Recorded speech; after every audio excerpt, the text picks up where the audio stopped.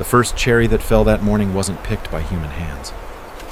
It dropped suddenly from a branch high above the orchard, landing softly in the grass with a quiet thud. For a moment, nothing happened. Then the leaves rustled. Something small moved in the shadows beneath the tree. A hedgehog emerged. The tiny animal sniffed the fallen cherry, turned at once with its nose, and began to nibble. Just a few yards away, hidden behind rows of cherry trees glowing deep red in the early sunlight, 3 members of a quiet farm family were already awake, working, harvesting, and unknowingly sharing their peaceful land with the small wild visitor. Their farm sat in a wide valley surrounded by distant mountains about 40 miles from the nearest town. The air there always felt cleaner, the sky wider, the mornings calmer. On summer mornings, when the sun rose over the eastern hills, the entire orchard seemed to shine. This was the farm where 3 generations lived and worked together. The grandfather had already been awake for nearly 2 hours. At 60 years old, his body moved with the steady rhythm of someone who had spent a lifetime outdoors. His sun-tanned skin carried the marks of decades of seasons: hot summers, cold winters, long harvests, and early mornings.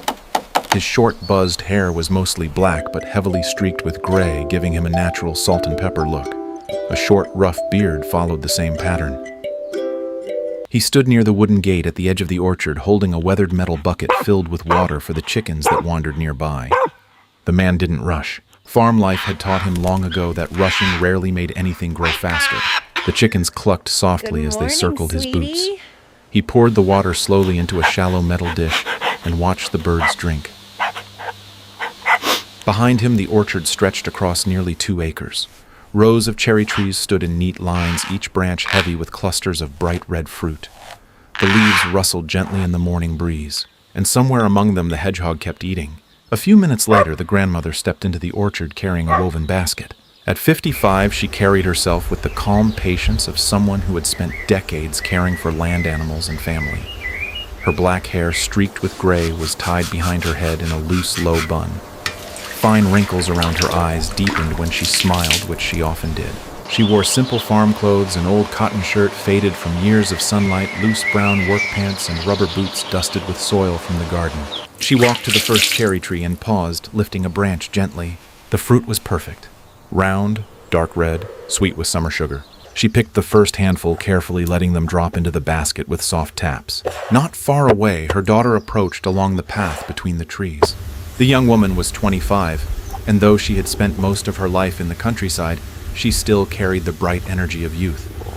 Her long, golden blonde hair caught the morning sunlight as she walked, falling over her shoulders like threads of gold. She carried a ladder over one shoulder. "Looks like a good harvest," she said. The grandmother nodded slightly. "Better than last year," she replied. They worked without hurry.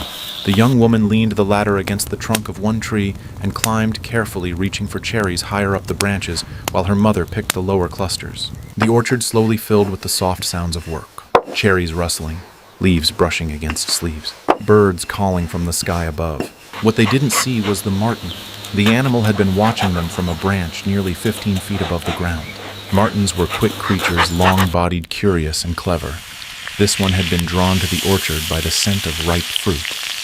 The animal crept along the branch slowly, its paws barely making a sound. Below, the young woman reached upward to pick another cluster of cherries. Above her head, the marten leapt. The animal landed on another branch with surprising grace, but the sudden movement startled several birds perched nearby. They burst into the air with a flutter of wings. The young woman looked up. "Did you hear that?" Her mother glanced toward the branches. "Probably birds." But the marten had already moved deeper into the leaves, grabbing a cherry and disappearing before anyone could spot it. Meanwhile, the hedgehog continued its quiet feast beneath another tree. Several cherries had fallen during the morning harvest. The ground was scattered with small red fruit, and the hedgehog seemed determined to inspect every single one. It pushed through the grass, slowly sniffing, nibbling, occasionally pausing to listen.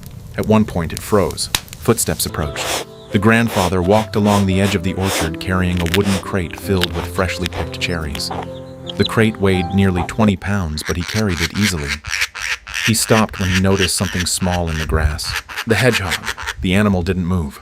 For several seconds, the two simply looked at each other. Then the grandfather chuckled quietly. "Well, I guess you're helping with the harvest, too." He carefully stepped around the little animal and continued walking toward the farmhouse. By mid-morning, the sun had climbed higher into the sky. The orchard shimmered with warm golden light.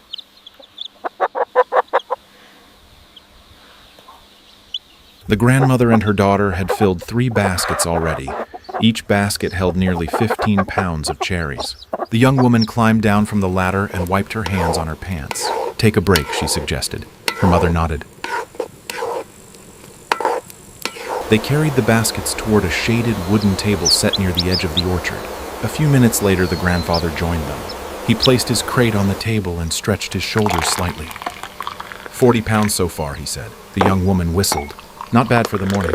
They sat together under the shade of a large apple tree. A gentle breeze moved through the leaves overhead, and somewhere far away, a tractor hummed faintly across another farm. For a moment, nobody spoke. Sometimes silence felt better than conversation. Then something unexpected happened. A cherry rolled across the grass. The young woman blinked. Another cherry rolled past. Then a small shape appeared from beneath the table. The hedgehog. The animal had followed the scent of fruit all the way to their resting spot. The young woman laughed softly. "Well, look at that." The grandmother leaned forward amused. "It must like cherries." The grandfather shook his head with a smile. "Seems like everyone does today." The hedgehog sniffed the air, grabbed a cherry from the grass, and began chewing again.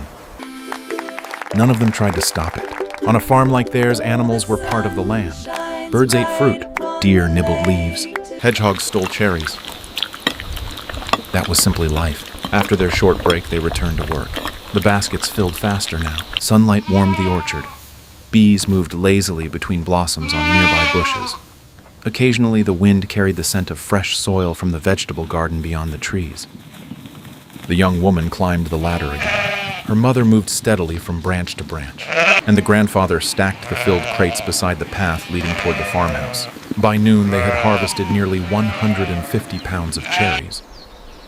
The orchard looked lighter now, branches no longer sagging under the weight of fruit. The work was satisfying, honest, real. Later that afternoon, clouds drifted slowly across the wide summer sky. The heat softened. The grandmother returned to collect the last basket from beneath the tree.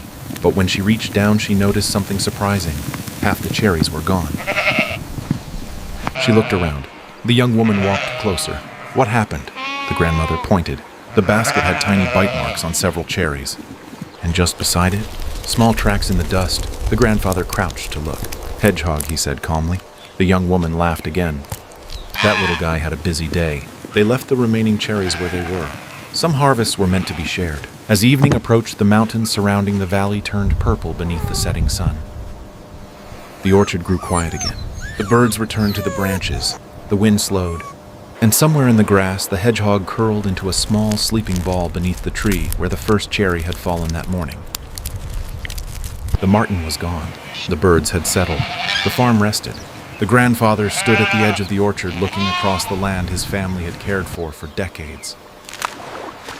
Rows of trees, fields beyond them, the farmhouse in the distance.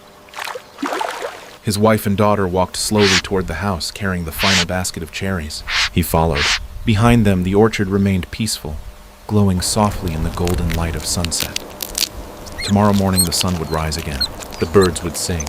The animals would wander through the trees, and somewhere in the grass, another cherry would fall.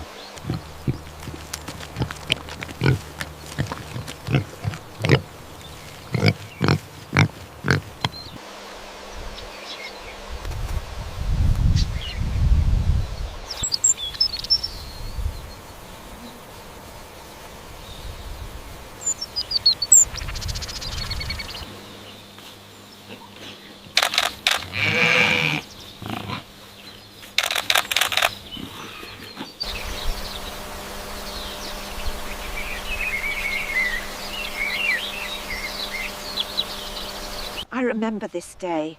It was shortly after the roses bloomed. You look so happy, Grandma.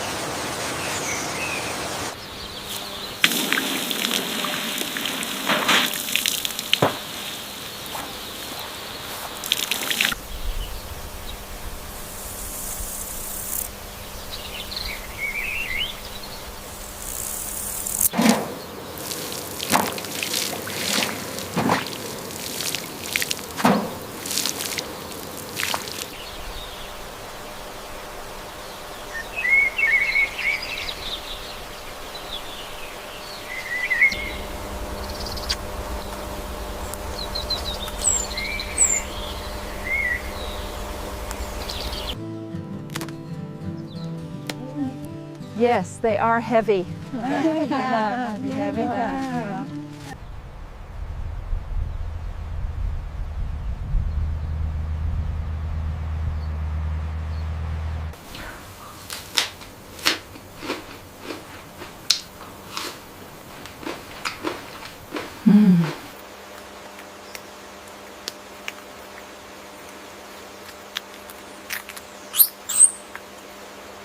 Fields are ripe, the sun is high, we dance beneath the summer sky.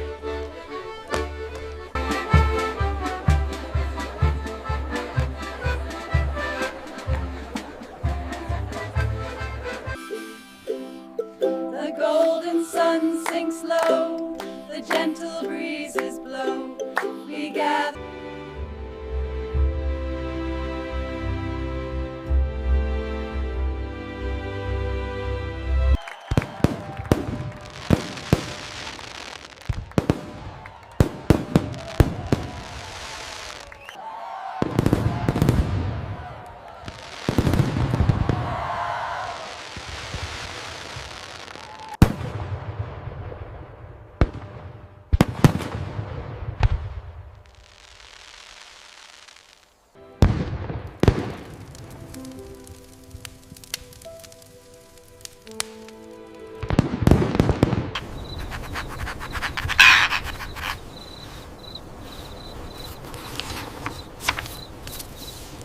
Yes, the music was lovely. I'm just glad to be heading home now.